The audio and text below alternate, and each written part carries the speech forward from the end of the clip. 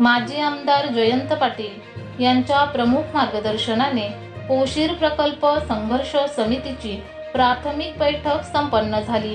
कर्जत तालुक्यात पोसरी नदीवर येत्या काळात पोशीर प्रकल्प उभारणार असून यामध्ये 6 महसुली गावे तसेच आदिवासी वाड्या विस्थापित होणार आहेत. या प्रकल्पाला विरोध दर्शवण्यासाठी संघर्ष समिती नेमली असून आज माजी आमदार जयंत पाटील यांच्या उपस्थितीत बोरगाव गावात बैठक संपन्न झाली. यामध्ये शेतकरी कामगार पक्षाचे माजी आमदार जयंत पाटील यांनी संघर्ष समिती व प्रकल्पग्रस्त ग्रामस्थांना या प्रकल्पाला विरोध करण्यासाठी मोलाचे मार्गदर्शन केले. गेली 5 दशकापासून शासनाकडून या प्रकल्पाला मंजुरी देण्यात आली होती. त्यावेळी स्थानिक ग्रामस्थांनी विरोध करत या प्रकल्पाचे काम थांबवण्यात आले होते.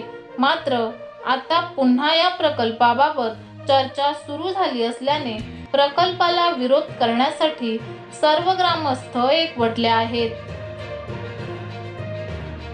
MB न्यूज साठी सतीश पाटील, कर्जत.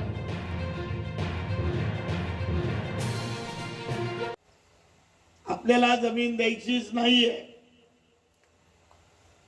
परंतु मी खाजगीमध्ये सांगेन की द्यायला लागली तर आपल्याला काय काय अटी लागल्या, काय काय करायला लागेल, तर आपण आधीच बोललो देतो तर तुम्हाला काहीच मिळणार नाही. आणि त्याला लढा आपल्याला भरपूर करावा लागेल. हा चांगला स्पॉट आहे.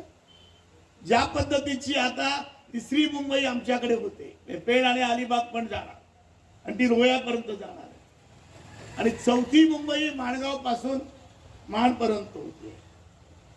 हे जे प्लॅन केलेले आहेत त्याच्यावर मी सगळा अभ्यास केलेला आहे.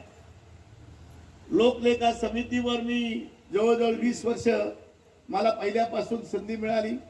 मी काम केलेलं आहे. हे प्लॅनिंग करताना MMRDच्या मीटिंग आणि त्याच्यावर मी सर्व बघितलेलं आहे.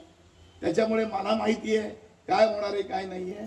यांना पाण्याची गरजच आहे आणि त्याच्यामुळे मग ते म्हणतील आता एवढा भाव देतो, आता विकास होणार आहे, अमुक होणार आहे. तुमच्यामध्ये एक मत असा दिसतंय की जागा पहिली आम्हाला द्यायचीच नाही. हे एक मत आहे ना तुमचं? तेच बोलत बसायचं. पण दिलं, उद्या मिलिटरी आणतील, अमुक आणतील, ते आपण किती एकत्र राहतो आणि किती प्रतिकार करतो याच्यावर ते अवलंबून आहे. आम्ही मंडळी येतील, सगळे येतील, कोण बाकीचे पण येतील, पण इथे खुर्चीजवळ बसणार, खुर्चीजवळ बसणार आणि बाजूला जाऊन परत आपली दलाली करणार, त्या लोकांना आपल्याला घेऊ नका. मला नाही घेतलं तरी चालेल, मी तुमच्या बरोबर आहे. मी केव्हाही सांगा, मी येईन. परंतु आपल्याला मध्ये मिठाचा खडा टाकणारा कोणी माणूस घेऊ नका. जो आपल्या बरोबर आहे त्यालाच बरोबर घ्या. आज गणपतीचं कारखाना बंद करण्याचा निर्णय घेतला, POPचा. तुम्हाला वाचत असाल तुम्ही. आपण ते थांबवलं 4 वर्ष. तर मी हाऊस मध्ये नाही, तर त्यांना लॉटरी मिळाली. मी जाईन हाऊस मध्ये, काळजी होत नका, म्हणजे बघायचं त्याच्यामध्ये. परंतु काल सर्व पक्षीय, मी गेलो नाही मिटिंगला, सर्व पक्षीय म्हणजे खोटं, कोणीच काम करायचं नाही आणि फक्त येऊन इथे फोटो काढायचे, पेपरला बातमी द्यायची आणि याच्याप्रमाणे. मी सर्व पक्षीयांना जात नाही. तुम्ही इथे पुढारी पण करा, तुम्ही इथे आणा. त्यांनी बोललीत, पण माझ्या मते मी पण नेता नाही, कोण नाही. तुम्हीच नेते, तुमचा अध्यक्ष असेल तोच असेल. तुमच्यामध्ये मतभेद झाले तर मिटवण्याची जबाबदारी माझी आहे, मी मिटवी. आणि मला वाटतं, कारण माझा व्यक्तिगत काहीच इंटरेस्ट नाही.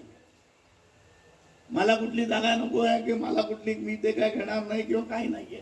हा फरक आपल्याला समजावून सांगा.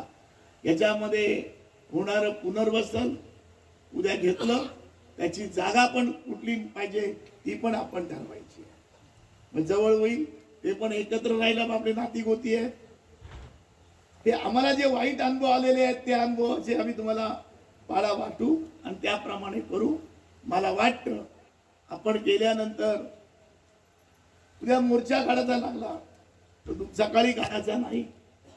मग ते उद्या कशाला मला जायचं, 3 नंतर काढायचा, 6ला परत यायचं, जेवण घेऊ. फरक पडतो, बरोबर आहे ना. दिवसभर जायचं, लोक उपाशी राहणार, पण तेव्हा घरटी माणूस आला पाहिजे. काय तुमचं म्हणणं आहे? ती मला खात्री दाखवा, मी येतो ना सगळ्या वाड्यात. संध्याकाळी एक दिवस आपण मी सगळ्या वाड्यामध्ये मी येतो. काय एक दिवस राहिलं तर सगळं फिरू ना. प्रत्येक वाडीत गाडी जाते की नाही? हा येतो मी, माझं काहीच प्रॉब्लेम. आपण 3 वाजता येतो, 7 वाजता जाऊ.